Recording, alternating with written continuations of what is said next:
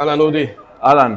טוב, היה פה עכשיו מבחר מטורף של ידיעות. נכון. איך אני אבחר מכל זה? אני אשכרה לא יודע מה לעשות כבר. וגם הבאנו פה את הקיר היפה הזה עם כל הדוגמאות, עכשיו אני צריך להחליט גם על זה, גם על זה. אודי, תעזור לי. אז אני חושב בעצם הוא סתם אומר למה הוא הרבה יותר מקצועי ממני והוא יודע להתאים יותר את ההתאמות. אני בעצם בתקופה של השנים האחרונות נהיה מגוון עצום של ידיעות. זה ידיעות מצבעים של רולס גולד שמתאימים לברזים, זהב שמתאימים לכיורים, ואפילו ברמה של עץ.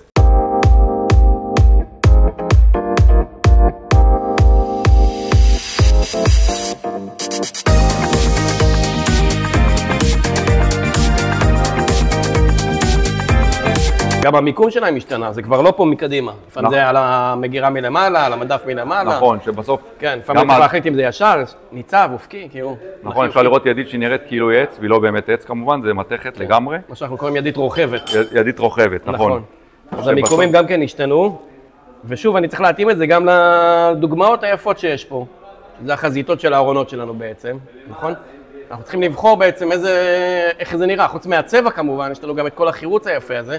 בגלל שאתם עובדים ב-CNC ואתם עושים את זה custom made בעצם, אז אני יכול לבחור מה שאני רוצה, אוקיי? האתגר בעצם היום, פעמים היינו מתאימים רק צבע לחדר, היום צריך להתאים את הידית לארון, את הארון לברז ואת הברז למראה. ואז מחליפים את הלקוח. ואז צריכים את האדריכל שיבוא לעשות את הבחירות האלו. כי לפעמים אתה רואה בחדרים שללא אדריכל, אתה רואה בית שיש ארון שחור, מראה, זהב וברז כחול. אנחנו כמעצבים, אני אתן לך את הטיפ בעצם. אנחנו רוצים בסוף לייצר איזשהו חלל אחד מלא ושלם מכל הכיוונים, ולא לעשות מישמשים, כי אנחנו מקטינים את החלל ולא מגדילים אותו. אז אחת הבחירות זה הידיעות היפות האלה באמת.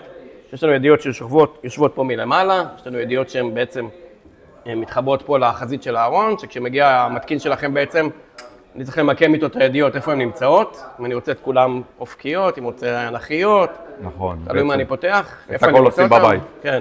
הרעיון הוא שגם את הקידוחים, נגיד כמו במקרה הזה, היו מתקינים את זה אצל הלקוח בבית. נכון. כי לפעמים, אתה יודע, גם מגיע אדריכל ואומר, אודי, לא, למה הידית מותקנת ככה?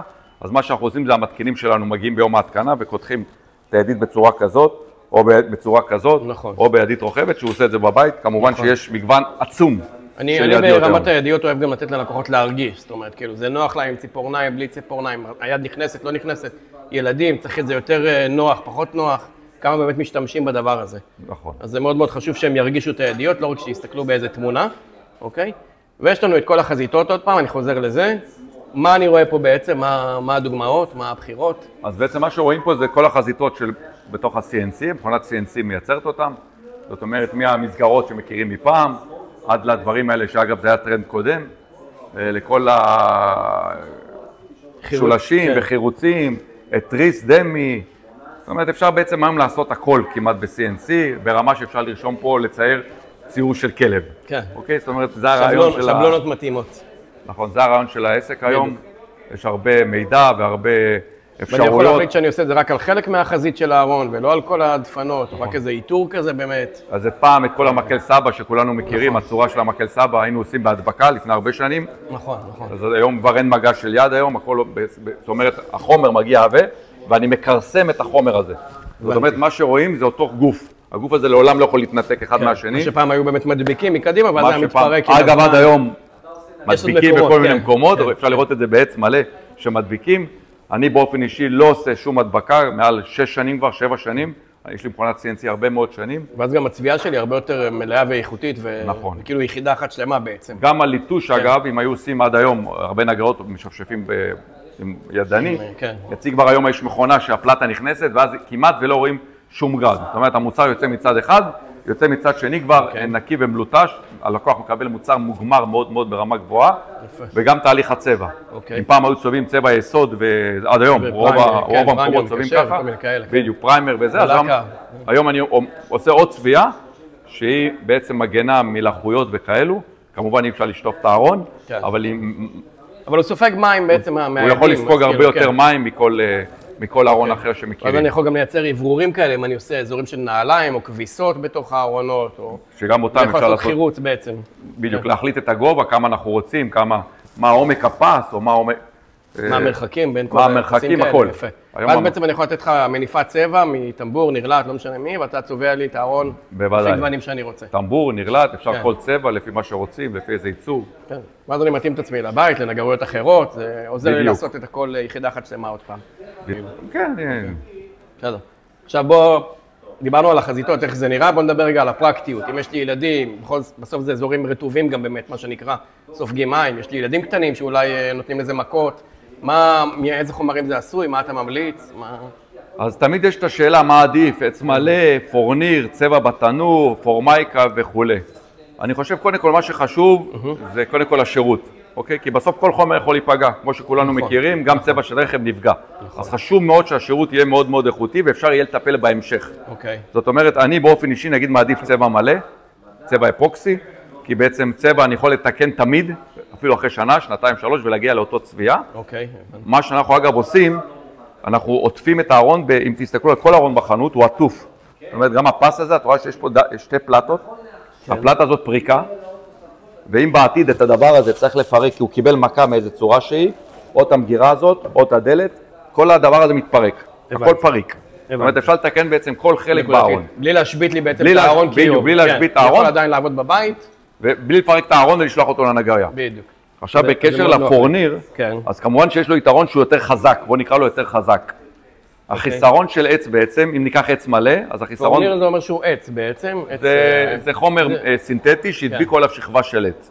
מה החיסרון של פורניר בעצם? שאם נסתכל על הפורניר, אז יש פה איזה לייט שהדביקו, אפשר לראות אותו, לא תמיד רואים אותו, אבל כעבודה החיבור בין שני החומרים, נכון, יש עוד חיבור בין החומר, שפה לא רואים אותו כי העבודה הייתה מאוד מאוד יפה ואיכותית, אבל בדרך כלל אפשר לראות את זה בכל מיני נגרים שעושים את זה ואז רואים את הפס הזה. נכון. החיסרון שלו בעצם... שם זה נפתח בעצם. הוא נפתח כי הצורה שהדבקנו אותו היא בחום, אז החיסרון שלו כמובן יהיה חום.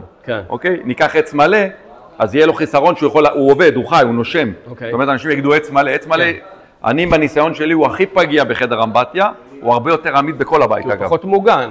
בגלל האיכויות. הטמפרטורה יכולה לעלות באמבטיה ל-100 מעלות, ואז הוא עלול להתאבד טיפה. נכון. אוקיי? כמובן שזה חלק מהיופי, אבל אם מישהו עכשיו רוצה משהו סינתטי וישר, אז פה פתר את זה הרעיון של הפורניר. של הפורניר. אז תמיד צריך לראות בעצם מה היתרון מול החיסרון, ולאן צריך לאן החדר הזה הולך, מה הולך לשמש בעצם. בדיוק.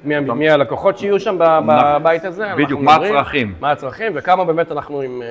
נכון, מים. שיותר חשוב מה יהיה המשטח העליון, ופחות מה יהיה הגוף. כי את הגוף הזה תמיד זה גולם, אפשר להוציא אותו החוצה, ותמיד לצבוע או תמיד להכין, וזה השירות שאני בתור בעל מקצוע נותן. את המשטח הוא חומר שאנחנו לא נרצה אף פעם להחליף אותו מן הסתם, ולא נרצה אף פעם לתקן אותו. אז אם לקחתם קוריאן, הוא מאוד מאוד חזק, הוא מאוד מאוד עמיד, והוא לא פגיע כמעט בכלל. בארון עצמו. נכון. שזה גם כמשהו שאני יכול לשחק איתו, לא רק גוף אחד, אלא אפשר לעשות אין סוף שילובים, זאת אומרת אפשר לעשות מגירה אפילו פה בעץ, המגירה מתחתיה יכלה להיות בצבע אחר לגמרי, במקרה הזה יש פה תא פתוח מקטע עיצובי יותר. זה מגבות, נהיה טואלט, נורא נוח כאילו הדבר. ושילבנו פה אפילו רגל אלומיניום, שהיא עשויה מאלומיניום, אנחנו מייצרים אותה מאלומיניום, ואז היא לא פגיעה ממים. זה מאוד נוח לי גם כן במקומות שאני לא רוצה לתלות ארונות על קיר, אם יש לי קיר גבס ולא עשו לו חיזוקים או כל מיני דברים כאלה. אני פחות סומך על זה. שמענו הרבה פעמים על דברים שנפלו פתאום, או משהו כזה.